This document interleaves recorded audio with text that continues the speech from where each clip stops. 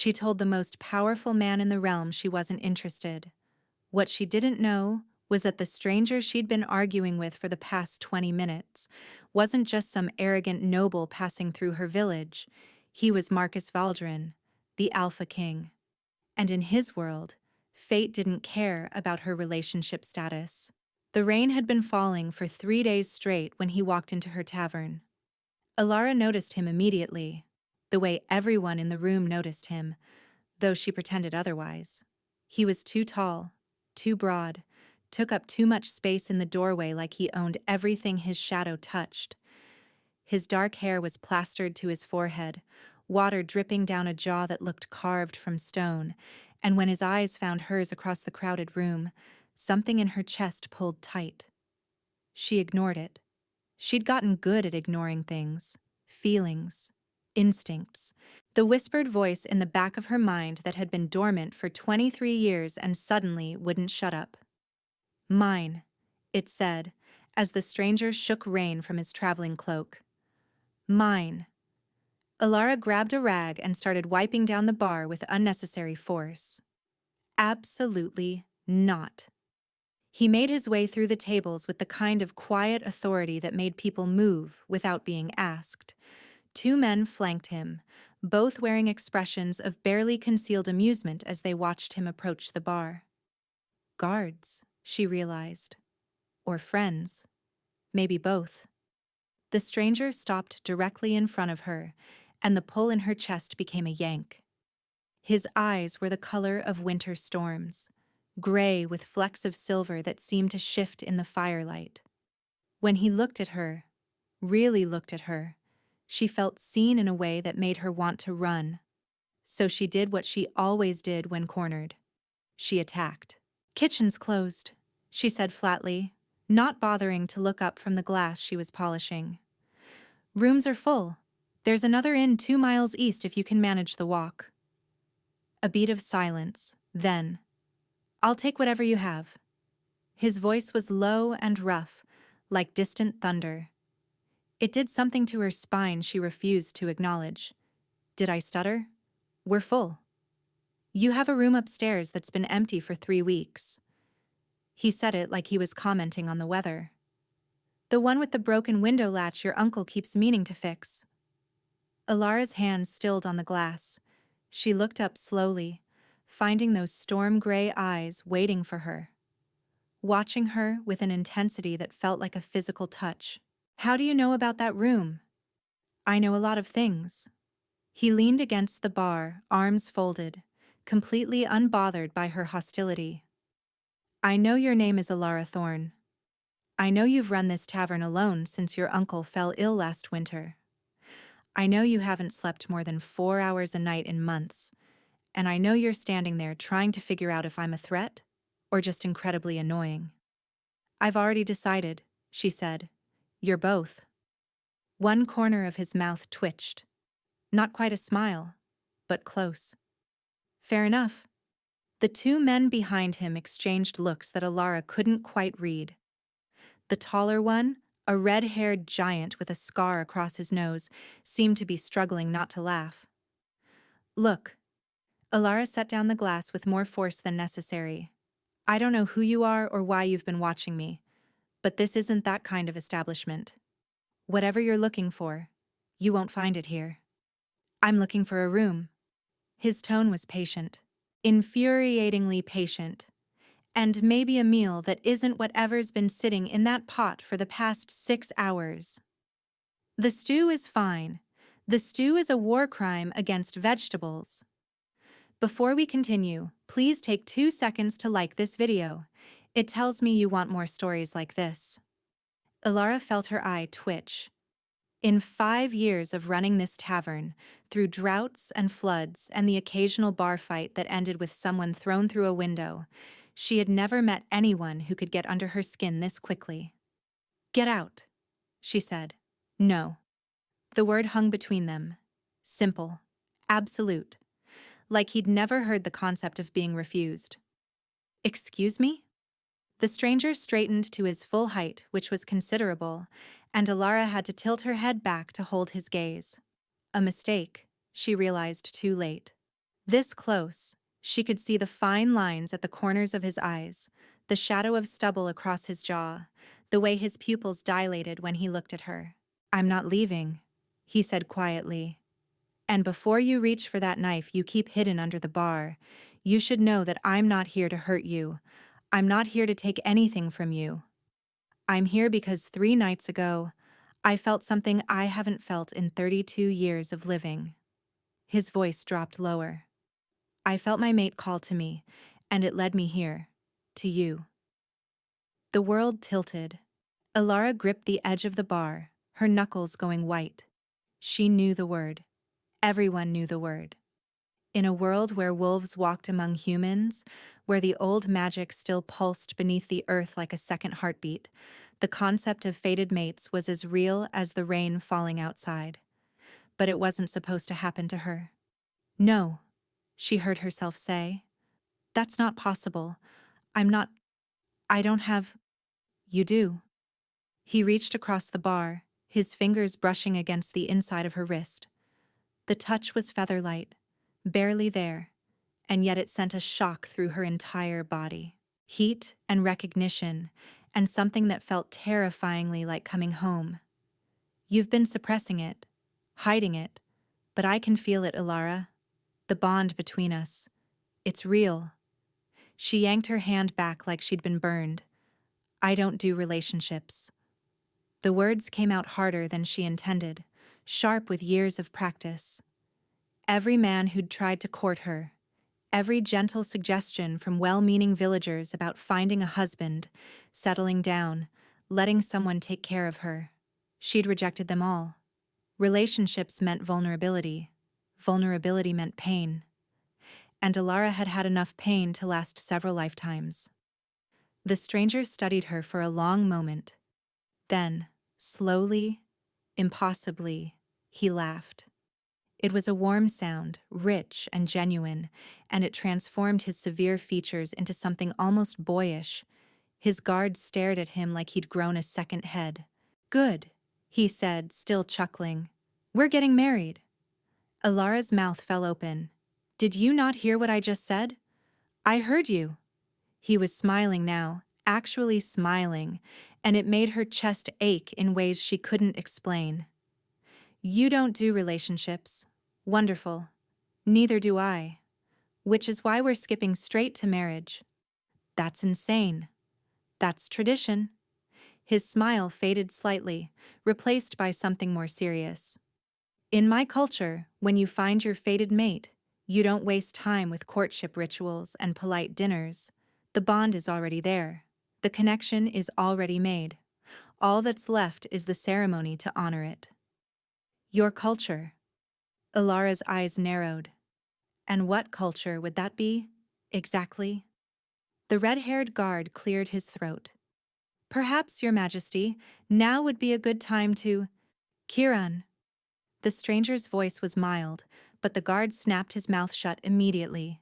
Those storm-gray eyes returned to Elara, softening at the edges. "My name is Marcus. Marcus Valdren. I'm the Alpha King of the Northern Territories. And you, Elara Thorn, are my mate." For a long moment the only sound was the rain against the windows and the distant crackle of the fire. Then Elara laughed. It wasn't a polite laugh. It was the slightly unhinged laugh of someone who had just been told the most absurd thing imaginable.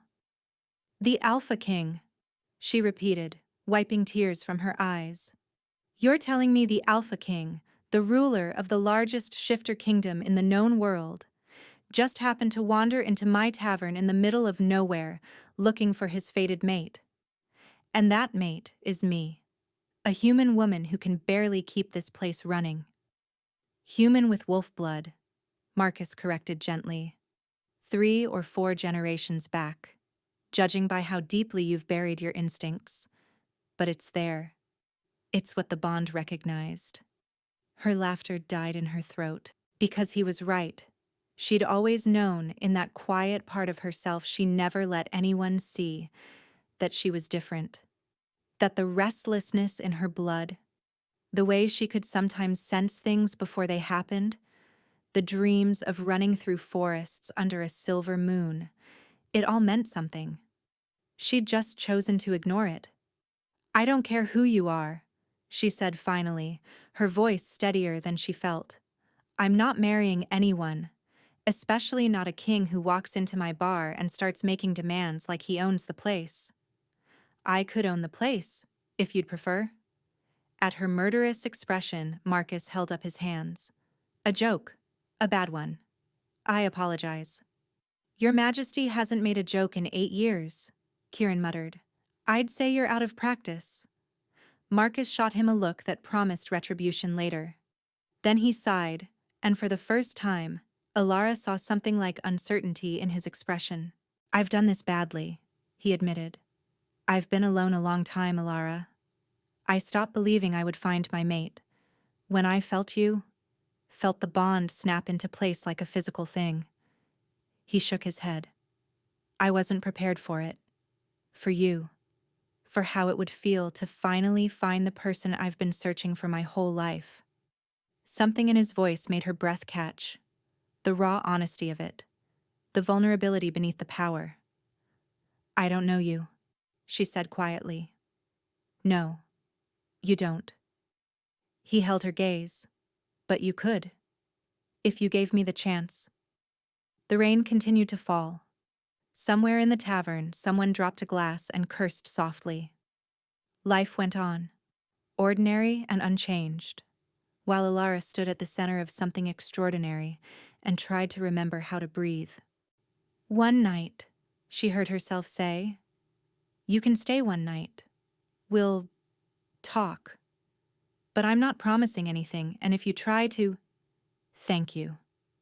The relief in his voice was palpable. "That's all I ask."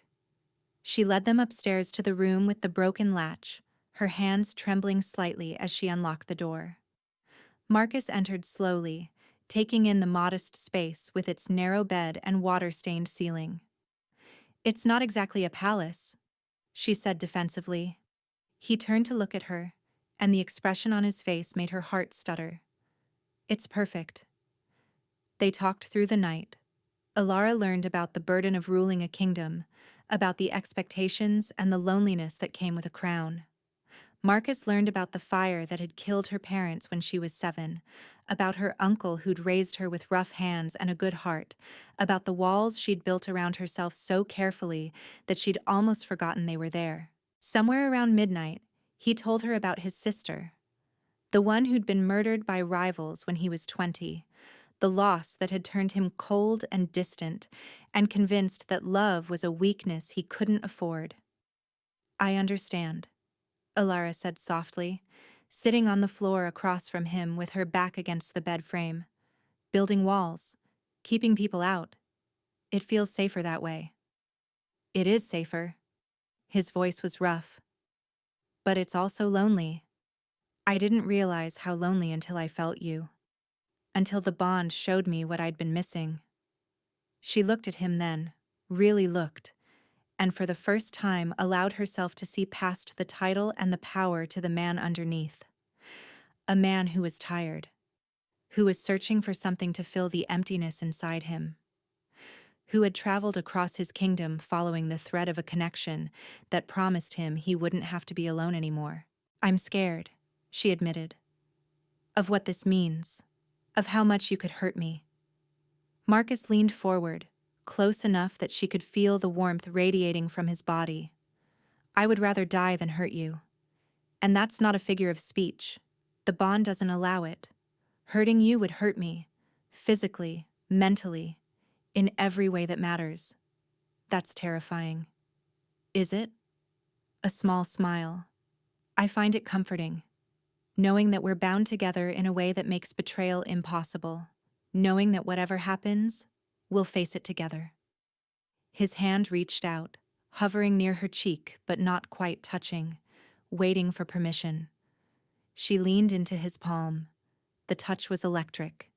Heat flooded through her, starting at the point of contact and spreading outward until her whole body felt alive with it. The bond, she realized. This was what it felt like when you stopped fighting it. "I still don't do relationships," she whispered.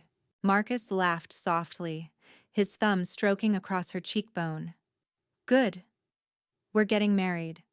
3 weeks later, Elara stood in the great hall of the Northern Palace, wearing a dress that cost more than her tavern, and wondered how her life had changed so completely in such a short time. The ceremony was smaller than she'd expected. Just Marcus's closest advisors, a few lords who'd earned his trust, and Kieran, who'd apparently been his best friend since childhood, and was now standing beside him looking suspicious of everyone who entered the room. You could still run, the red-haired guard had told her that morning, half joking. I'd give you a 5-minute head start before I came after you. You'd catch me in 2? Probably, but it would make for an interesting story. Now, standing before the gathered crowd with Marcus's hand warm in hers, Elara realized she didn't want to run.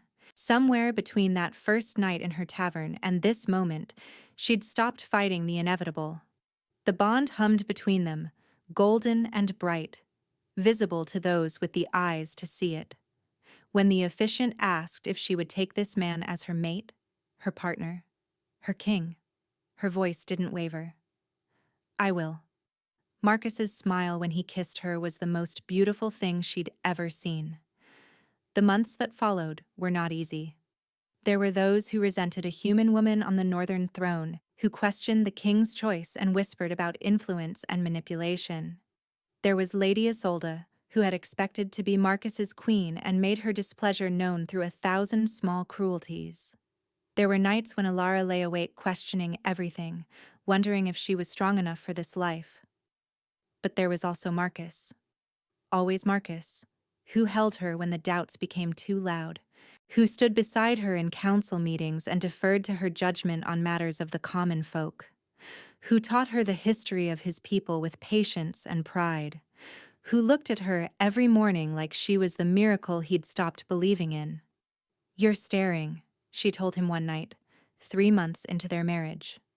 They were curled together in bed, the fire crackling low, and she could feel his eyes on her even in the darkness.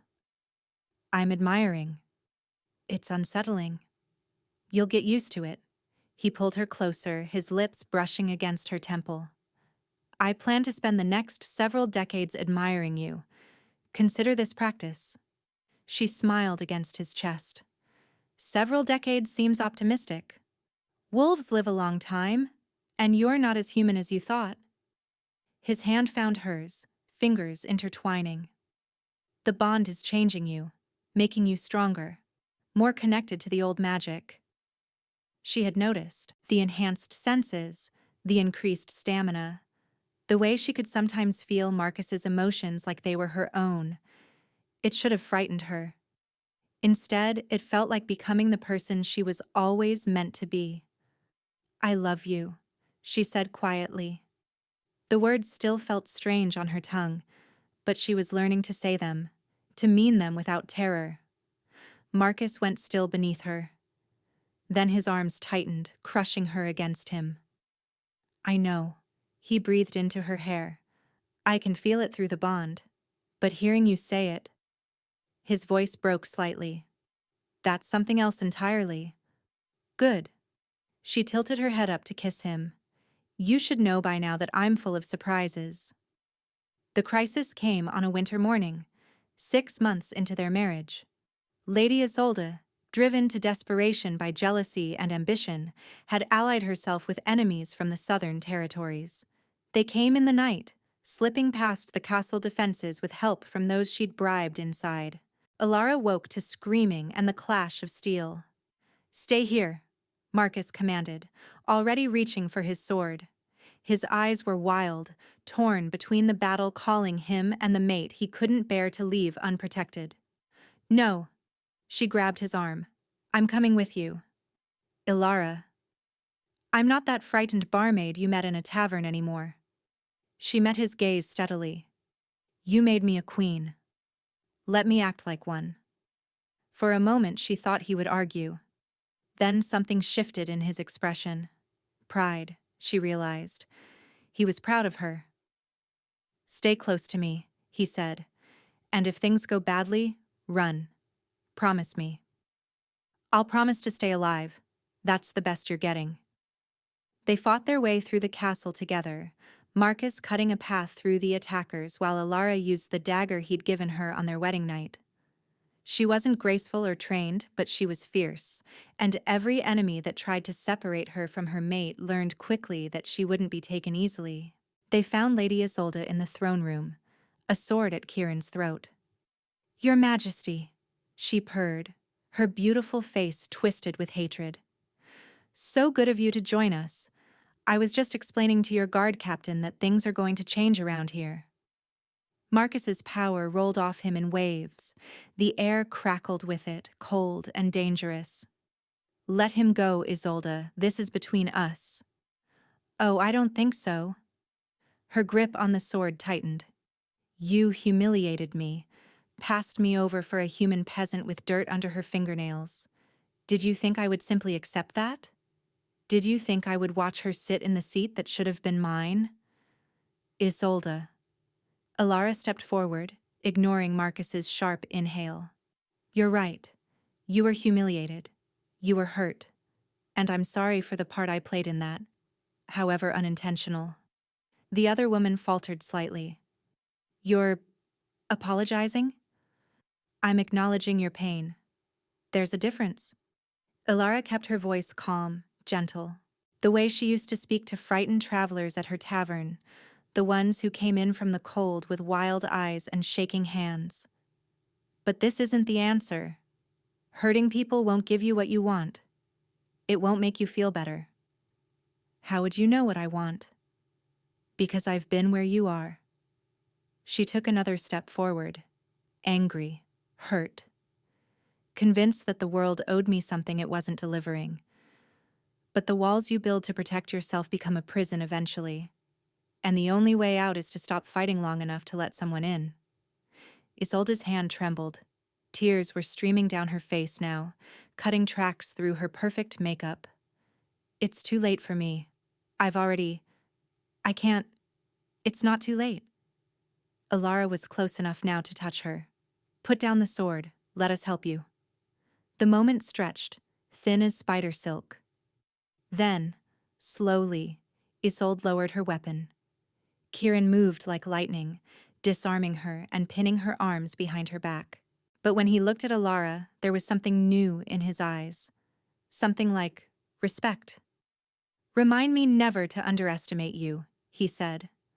Marcus was at her side in an instant, his hands running over her face, her arms, checking for injuries that weren't there. "Never do that again," he growled. "Do you understand? Never." She needed compassion more than punishment. "She could have killed you." But she didn't. She took his face in her hands, feeling the terror still vibrating through the bond. "I'm here. I'm safe. We're both safe." He kissed her then, desperate and fierce, in front of his guards and the subdued prisoners and anyone else who cared to watch. When he finally pulled back, his forehead resting against hers, his voice was ragged. "I can't lose you. I've lost too many people I love. I can't." "You won't." She kissed him again, softer this time. "I'm not going anywhere. We're bound together, remember? For better or worse." "Mostly worse, it seems." "Mostly worse," she agreed. "But I wouldn't trade it. Not for anything." 2 years later, Elara stood on the balcony of their chambers, watching the sun rise over the northern kingdom. Below, the castle was beginning to stir. Servants moving between buildings, guards changing shifts. The ordinary rhythms of a world that had become home. Arms wrapped around her from behind, pulling her back against a warm chest. "You're up early," Marcus murmured into her hair. "Couldn't sleep. Someone kept me up half the night." "I distinctly remember you starting it." She smiled, leaning into him. "Lies. All lies." His hand slid down to rest on her stomach, which had just begun to show the gentle curve of early pregnancy. They hadn't announced it yet, wanting to keep the joy between themselves for a little while longer. But Kieran knew, of course, and the palace healers, and probably half the kitchen staff, given how much cheese she'd been consuming lately. "Are you happy?" Marcus asked quietly. She turned in his arms, looking up at the man who had changed everything, who had walked into her tavern 2 years ago and refused to leave, who had seen past her walls and her fears and her certainty that she was better off alone.